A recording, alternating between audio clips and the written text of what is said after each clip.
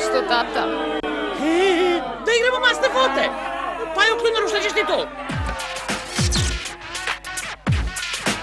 Tata? O, zdravo, Vanessa. Tata, što to radiš?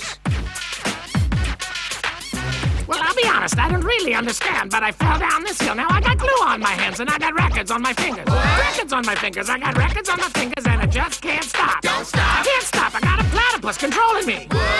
I got a platypus controlling me. Now let me sum it up. It was a strange set of circumstances. Strange set of I circumstances. cut down the hill, I got glue on my hands. Now I got records on my fingers and I just can't stop. Don't stop, don't stop. Well, I would if I was able. There's a platypus controlling me. He's underneath the table. There's a platypus controlling him. What?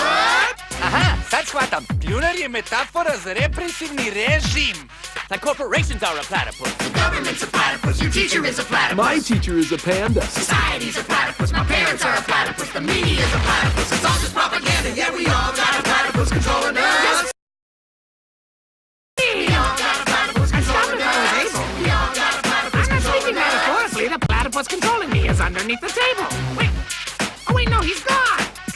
Hey. There's no platypus controlling me. There's no platypus controlling me.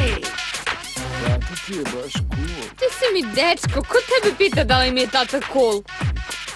Bitno je da ja kažem da je cool. Kaže da sam cool!